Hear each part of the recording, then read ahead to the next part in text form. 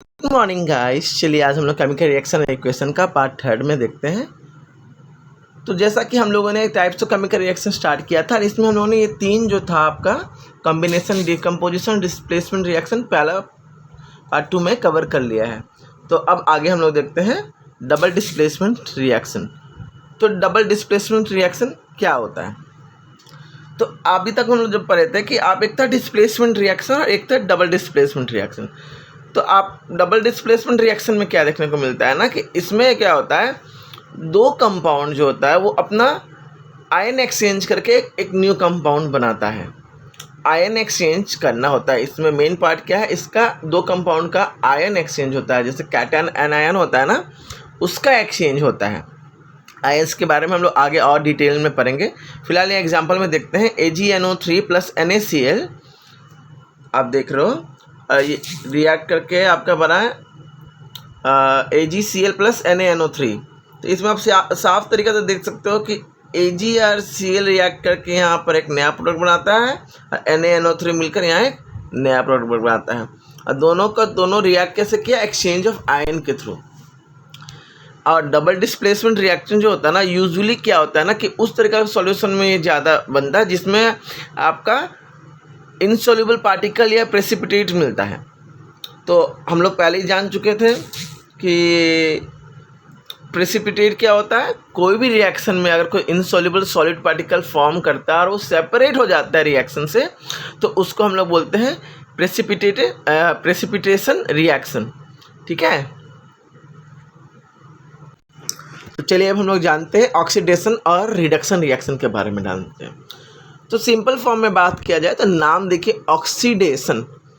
यहाँ पे साफ साफ समझ में आ रहा है ऑक्सीडेशन। ऑक्सी को हम लोग ऑक्सीजन के साथ अगर बना दें तो हम लोग को इसमें से इसका डेफिनेशन मिल जाएगा। हम लोग साफ तरीके से जान रहे हैं कि addition of oxygen to a substance और removal of a hydrogen from a substance. मतलब कोई भी जो आपका रिएक्शन हो रहा है उसमें अगर ऑक्सीजन का एडिशन होगा, जुड़ेगा अगर उसमें ऑक्सीजन, या फिर किसी रिएक्शन में हाइड्रोजन हट रहा है, तो उसको हम लोग ऑक्सीडेशन रिएक्शन बोलते हैं। मतलब ऑक्सीडेशन में ऑक्सीजन का जुड़ना, एक तरफ से याद रखिए, या फिर ऑक्सीजन का जुड़ना या फिर हाइड्रोजन का निकलना। और रिडक्शन में क्या होगा, सेम ऑक्सीजन का उल्टा होगा। उसमें ऑक्सीजन का जुड़ना होता था किसी रिएक्शन में और इसमें आपका ऑक्सीजन का निकलना होगा, और उसमें हाइड्रोजन का निकलना था, इसमें हाइड्रोजन का जुड़ना होगा।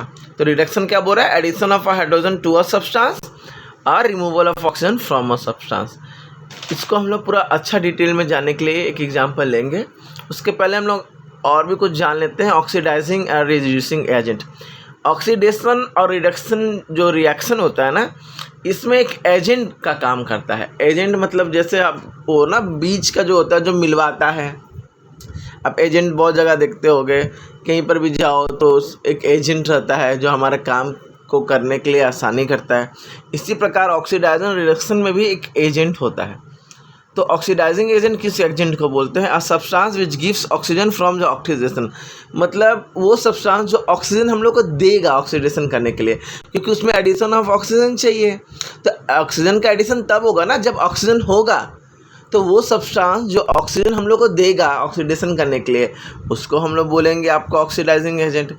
या फिर वो सब्सटेंस जहाँ पे हाइड्रोजन होगा, जिससे हम लोग हाइड्रोजन को रिमूव करवाएंगे। समझ रहे हो? मतलब सिंपल टर्म्स में कहना चाह रहे हैं कि अगर ऑक्सीडाइजिंग एजेंट और ऑक्सीडेशन का बात कर रहे हैं तो ऑक्सीडेशन का सिंपल डेफिनेशन क्या था, एडिशन ऑफ ऑक्सीजन। तो एडिशन ऑफ ऑक्सीजन ऑक्सीजन का जुड़ना है ना। लेकिन ऑक्सीजन जुड़ेगा कहाँ, अगर आएगा कहाँ से, होना चाहिए ना, तब तो जुड़ेगा ना। तो जो कंपाउंड या सब्सटेंस या एलिमेंट हम लोगों को ऑक्सीजन देगा जुड़ने के लिए, उसको हम लोग ऑक्सीडाइजिंग एजेंट बोलेंगे। सेम इसी तरह रिड्यूसिंग एजेंट भी होता है। मतलब अगर रिडक्शन प्रोसेस भी हुआ तो हम लोग को वो सब्सटेंस तो चाहिए ना जो हाइड्रोजन का एडिशन करवाए। मतलब वो सब्सटेंस होना चाहिए ना जिसमें हाइड्रोजन प्रेजेंट होगा, तभी तो उससे हम लोग लेकर आपका किसी भी रिएक्शन में हाइड्रोजन का ऐड करेंगे। तो ये सिंपल एजेंट के बारे में हम समझ रहे हैं ना। कि वो सब्सटेंस जो कि हम लोग को ऑक्सीडेशन करने के लिए ऑक्सीजन देगा या रिडक्शन करने के लिए हाइड्रोजन देगा, उस सब्सटेंस को हम लोग ऑक्सीडाइजिंग और रिड्यूसिंग एजेंट बोलेंगे। चलिए एक एग्जांपल के थ्रू हम लोग देख लेते हैं, लेकिन एग्जांपल देखने से पहले एक चीज़ और ध्यान में रखना होगा कि ऑक्सीडेशन और रिडक्शन जो है उसका एक और टर्म्स आता है जिसको हम लोग बोलते हैं रेडॉक्स रिएक्शन। अब रेडॉक्स रिएक्शन क्या होता है समझ में नहीं आ रहा है, तो कुछ नहीं भाई, सिंपल होता है। बहुत सारे ऐसे रिएक्शन होते हैं ना जिसमें ऑक्सीडेशन रिएक्शन प्लस आपका रिडक्शन रिएक्शन दोनों एक साथ होता है। मतलब एक ही रिएक्शन जिसमें ऑक्सीडेशन और रिडक्शन एक साथ हो रहा हो उसको ही हम लोग रेडॉक्स रिएक्शन बोलते हैं। रेडॉक्स का सिंपल क्या, RE का मतलब हो जाता है रिडक्शन और OX का मतलब होता है ऑक्सीडेशन। मतलब वो प्रोसेस जिसमें ऑक्सीडेशन और रिडक्शन एक साथ हो उसको हम लोग बोलते हैं रेडॉक्स रिएक्शन। अब ये तीनों टर्म्स को, ऑक्सीडेशन को, रिडक्शन को और रेडॉक्स को हम लोग एक एग्जांपल के थ्रू समझते हैं। ठीक है, तो आप इसमें देख रहे हो CuO प्लस H2 हीट देते ही Cu प्लस H2O में कन्वर्ट हो गया। तो अब ध्यान से देखिए कि यहाँ पर कॉपर ऑक्साइड दिख रहा है जिसमें यहाँ पर रिएक्शन होते ही यहाँ कॉपर बच गया और ऑक्सीजन इससे सेपरेट होकर आपका हट गया। तो यहाँ पर आप साफ देख रहे हो कि यहाँ O था, ऑक्सीजन था, जो कि यहाँ जाकर रिमूव हो गया।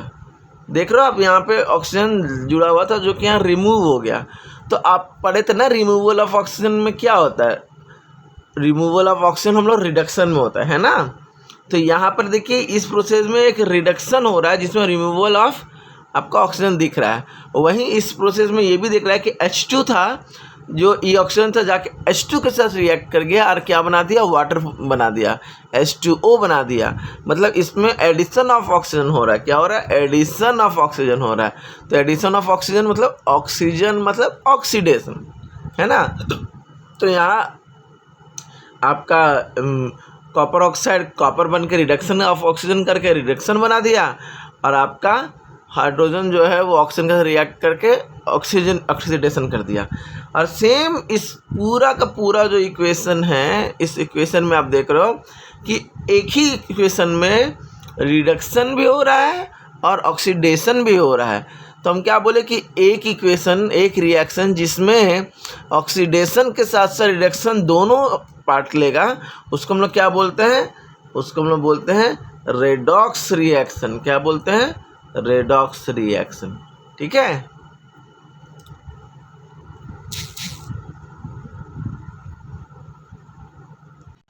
तो इस एग्जाम्पल के थ्रू हम लोग और एक चीज़ देखते हैं। तो यहाँ पे सबसे पहले आपको पूछेंगे कि भाई यहाँ पे कौन सा सब्सटेंस है जो ऑक्सीडाइज हुआ। तो ऑक्सीडाइज किस में हुआ, ऑक्सीडाइज मतलब ऑक्सीजन का जुड़ना। तो भाई यहाँ जो H2 था, ये जो H2 है वही तो ऑक्सीडाइज हुआ ना, क्योंकि यही H2 में तो जाके H2O बन गया ना। तो ऑक्सीडाइजिंग एजेंट कौन हुआ, ऑक्सीडाइज सब्सटेंस कौन हुआ, H2 हुआ। और किस में ऑक्सीजन का रिमूवल हुआ, CuO में ऑक्सीजन का रिमूवल हुआ, क्योंकि ये पहले कॉपर ऑक्साइड था फिर ये जाकर कॉपर बन गया। तो यहाँ पर आपको साफ दिख रहा है कि रिड्यूसिंग सब्सटेंस जो रिड्यूस हुआ वो CuO है। अब बात हो रहा है भैया कि रिड्यूसिंग जो हुआ, ऑक्सीडाइजिंग और रिड्यूसिंग हुआ, उसमें आपका ऑक्सीजन कौन दे रहा था, एजेंट पढ़े थे ना। एजेंट में क्या बोला कि ऑक्सीजन रिड्यूस होने के लिए या फिर ऐड होने के लिए कुछ होना चाहिए सब्सटेंस में ऑक्सीजन, तभी तो यहाँ कौन सब्सटेंस था, तो वो ये CuO सब्सटेंस था। ये जो CuO सब्सटेंस है इसी में तो O है ना, तभी तो ये निकाल के दिया ना। अब आपके पास अब मांगेंगे 10 रुपया है कि नहीं, आप हमको जाके बलून लेना है। अब आप बोलोगे मेरे पास 10 रुपया है ही नहीं, तो मेरे पास तो कैसे होगा बलून, क्योंकि बलून का रेट मान लीजिए 12 रुपया, मेरे पास 2 रुपया ही है। तो आपके पास 10 रुपया था, हम आपसे 10 रुपया लिए तभी तो वो बलून लेकर आए ना। तो आप वो एजेंट बने जिसके थ्रू हम बलून को ले पाए। इसी प्रकार यहाँ CuO के पास में O था, ऑक्सीजन था, जो कि रिमूवल या एडिशन करवा पाया। तो यहाँ ऑक्सीडाइजिंग एजेंट किसको बोलेंगे, जिसके पास ऑक्सीजन है, तो CuO हुआ। और रिड्यूसिंग एजेंट किसको बोलेंगे, क्योंकि रिड्यूसिंग एजेंट में हम लोग पढ़े थे कि रिडक्शन में हाइड्रोजन का एडिशन होता है ना। तो हाइड्रोजन भाई H2 के पास में था, तो रिड्यूसिंग एजेंट कौन हो गया, H2 हो गया। समझे। तो ऑक्सीडेशन और रिडक्शन का एक डेफिनेशन तो हम लोग जान ही गए। एक और कंसेप्ट है ऑक्सीडेशन और रिडक्शन का, उसको भी हम लोग जानते हैं। सिंपल कंसेप्ट है। उसमें क्या बोल रहा है ना कि addition of non metallic element, मतलब जो नॉन मेटल का एलिमेंट होता है ना, वो अगर किसी चीज़ में किसी रिएक्शन में एडिशन हो रहा है नॉन मेटल का, तो हम लोग उसको क्या बोलेंगे, ऑक्सीडेशन प्रोसेस बोलेंगे।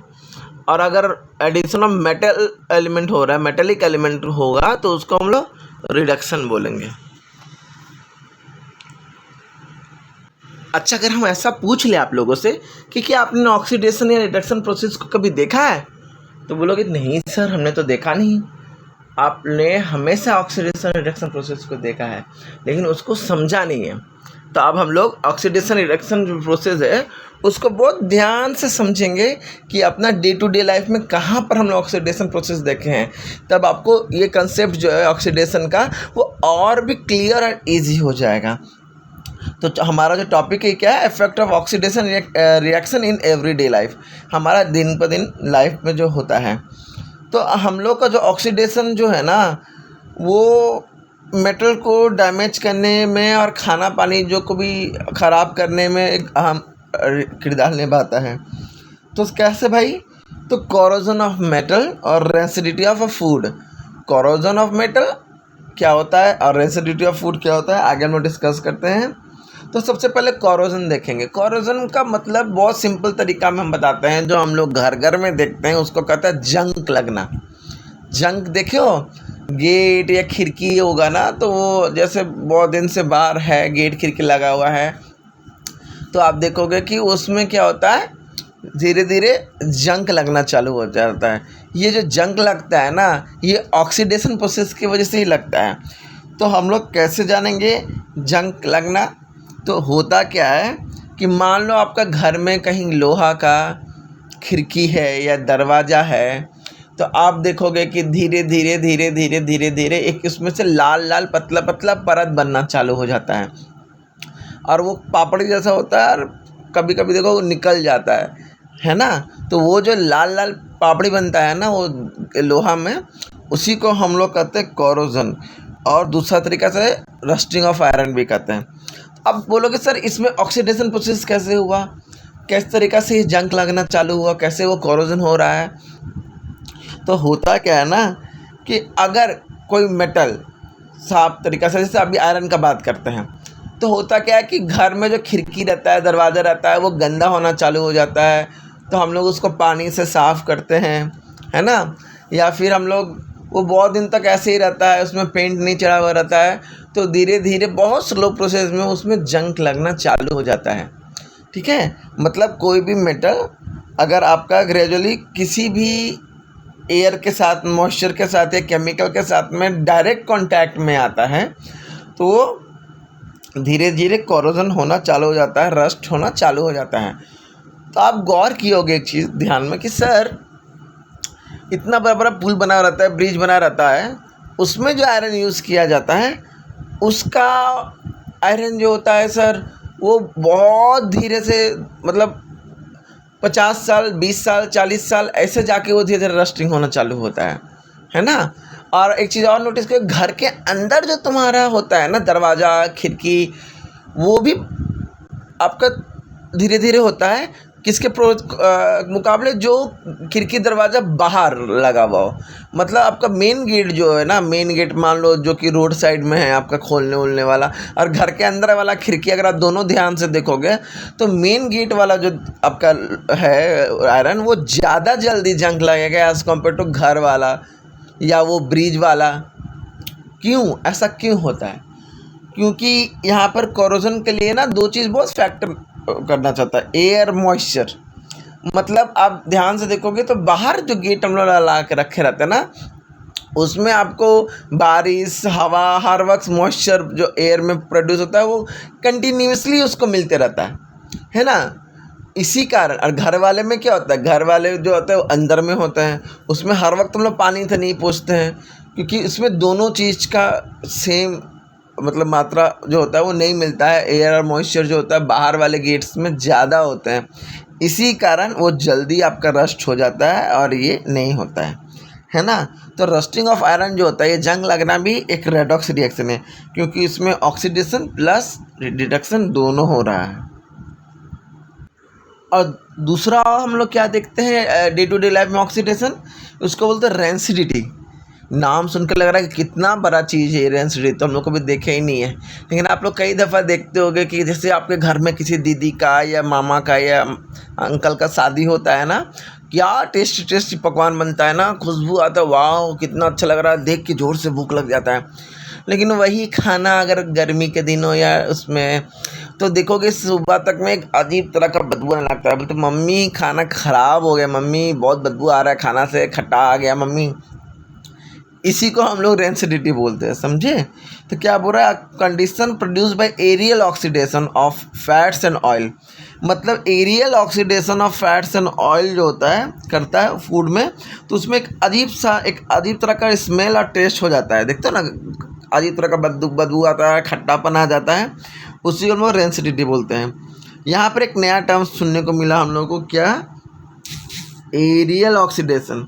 एरियल ऑक्सीडेशन मतलब, एरियल मतलब एयर के थ्रू जो ऑक्सीजन मिलता है, क्योंकि जो शादी ब्याह का खाना होता है वो अगर खुला छोड़ दिए हैं, हवा में है, खुला है, कहीं ऐसे रखा हुआ है, तो एयर से उसको ऑक्सीजन नहीं आ, फिर ऑक्सीडाइजिंग एजेंट कौन हो गया, हवा से उसको ऑक्सीजन मिलता है। और ऑक्सीजन मिलते ही वो तेल और फैट जो उसमें यूज़ किया गया है उसके कारण ही तो वो खाना ख़राब हो जाता है ना। और ये रेंसिडिटी को हम लोग का हिंदी टर्म में क्या बोलते हैं, विकृत गंधिता। तो भाई ये जो खाना जो होता है, ये जो रेंसिडिटी हो रहा है, खाना बर्बाद हो रहा है, तो उसके लिए क्या कर सकते हैं, क्योंकि खाना को तो हम लोग फेंक नहीं सकते ना, बहुत ज़्यादा अमाउंट ऑफ खाना फेंकेंगे बर्बाद होगा खाना पानी। तो हम लोगों को क्या क्या प्रोसेस करना चाहिए, है ना। तो सबसे पहले हम लोग को देखिएगा, by adding antioxidant to the food. Antioxidant जो है वो हम लोग यूज़ करते हैं। तो भाई ये एंटीऑक्सीडेंट क्या है, ये एंटीऑक्सीडेंट एक रिड्यूसिंग एजेंट है। जब भी कोई एंटीऑक्सीडेंट हम लोग यूज़ करते हैं ना, तो वो क्या करता है, वो ऑयल और फैट्स जो होता है ना उसको ऑक्सीडाइज ही नहीं होने देता। और वो ऑक्सीडाइज होगा नहीं तो वो जब वो कांटेक्ट में आएगा ही नहीं, तो क्या करेंगे भैया, तो वो रेंसिड होगा ही नहीं, है ना। तो ज़्यादातर जो आपका कॉमन जो हमारा एंटीऑक्सीडेंट है ना, जो कि यूज़ किया जाता है, वो एक है BHA, ब्यूटिलेटेड हाइड्रोक्सी एनिसोल, और BHT, ब्यूटिलेटेड हाइड्रोक्सी टोलुइन। ठीक है, ये हम लोग यूज़ करते हैं एंटीऑक्सीडेंट खाने को आपको रेंसिड होने से। दूसरा क्या बोल रहा है, अब देखो, अब कुरकुरे खाते हो, आपको आलू का चिप्स खाते हो, बहुत जगह चिप्स खाते हो, देखते हो वो लोग का कब का मैन्युफैक्चरिंग करता है, उसमें लिखा रहता है बेस्ट बिफोर 6 मंथ। भाई मम्मी अगर घर में चिप्स तल के रख देना तो वो 6 महीना तक नहीं रहेगा तला हुआ चिप्स, भले कच्चा होगा तो रह जाएगा, लेकिन तला हुआ चिप्स ना 2 दिन में सॉफ्ट हो जाएगा, पचपचा सा हो जाएगा, फिर खाने का भी मन नहीं करता।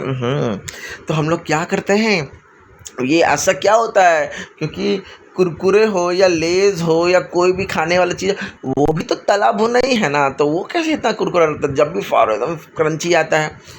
तो आप लोग देखते भी होंगे कि बोलते हो कि यार ये 5 रुपये का चिप्स में ना हवा भरा हुआ रहता है, चिप्स थोड़ा सा रहता है। तो ये जो हवा होता है ना, ये एक नाइट्रोजन गैस होता है। क्या होता है, नाइट्रोजन गैस। ये क्या करता है, किसी भी पैक्ड फूड जो होता है, जो कि खाना पैक्ड बेचने के लिए होता है ना, वो ख़राब ना हो उसके लिए वो लोग नाइट्रोजन गैस उसमें फिल कर देते हैं। अब लोग सर नाइट्रोजन गैस फिल करने से क्या होगा, नाइट्रोजन एक अनरिएक्टिव गैस है, और जब उसमें नाइट्रोजन फिल किया तो ऑक्सीजन तो कहीं से होगा ही नहीं, ऑक्सीजन होगा नहीं तो ऑक्सीडाइजिंग होगा ही नहीं, जब ऑक्सीडेशन होगा ही नहीं तो भैया ये खाना ख़राब कैसे होगा, क्योंकि उसको तो एयर मिल ही नहीं रहा है ना। इसी कारण आप देखोगे बहुत सारा पैक्ड फूड में जो हवा रहता है ना, वो नाइट्रोजन गैस भरा रहता है, कि उससे क्या होता है, खाना जो है वो जल्दी चिप्स ख़राब नहीं होता है। तीसरा पॉइंट है by keeping food in refrigerator. सबसे सिंपल प्रोसेस जो हर घर में होता है, मम्मी ज़्यादा खाना बनाई है या टेस्टी खाना बनाई है, अब खाना बच गया, केक हो या कुछ भी हो, तो हम लोग क्या करते हैं, हम लोग उसको जाके फ्रीज में रख देते हैं। अब मम्मी बोलती है फ्रीज चला दो, तो भाई फ्रिज क्या काम करता है? तो फ्रिज क्या काम करता है कि वो जो फ्रिज है वो टेम्परेचर एकदम कम कर देता है, देखते हो, ठंडा कर देता है। जैसे वो टेम्परेचर लो करता है ना, ऑक्सीडेशन प्रोसेस स्लो हो जाता है, क्योंकि टेम्परेचर लो है तो ऑक्सीडेशन प्रोसेस बहुत धीमा हो जाता है। और धीमा होने के कारण उसमें जो डेंसिटी है वो रिटार्डेड फॉर्म में हो जाता है, वो जल्दी डेंसिटी होना ही नहीं होता है, उसको ख़राब होने में समय लग जाता है, क्योंकि वो बहुत स्लो डाउन प्रोसेस हो गया। ठीक है, उसके बाद बोल रहा by storing food in air tight container. अब एयर टाइट कंटेनर देखते हैं, बहुत सारा खाना को बहुत टाइटली पैक कर देते हैं एयर टाइट, उसमें हवा जाने नहीं देते हैं। अब एयर टाइट कंटेनर है वो बहुत कम उसमें एयर घुसेगा, क्योंकि उसमें एयर घुसने का जगह ही नहीं है। जब एयर ही कम घुसेगा तो ऑक्सीडेशन भी बहुत धीरे हो जाएगा, है ना के बराबर हो जाएगा।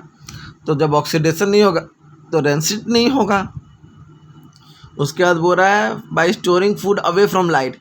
अगर हम लोग लाइट से हटा देते हैं, लाइट जैसे नहीं मिलेगा, ऑक्सीडेशन प्रोसेस फिर से स्लो डाउन हो जाएगा, क्योंकि लाइट एक अहम भूमिका निभाता है ऑक्सीडेशन प्रोसेस होने में। तो जैसे ही ऑक्सीडेशन प्रोसेस स्लो हो जाएगा, ऑटोमेटिकली ही आपका रैंसिड होना बंद हो जाएगा। तो ये कुछ पॉइंट थे जिससे हम लोग रैंसिड खानों को ख़राब होने से बचा सकते हैं फ्रेंड्स। चलिए, अब इसको अगर आप वीडियोस को अच्छा लगा हो तो हमारे चैनल्स को लाइक कीजिएगा, सब्सक्राइब कीजिएगा, ज़्यादा से ज़्यादा फॉरवर्ड कीजिएगा। हम लोग आपके लिए बहुत मेहनत करते हैं। Thank you.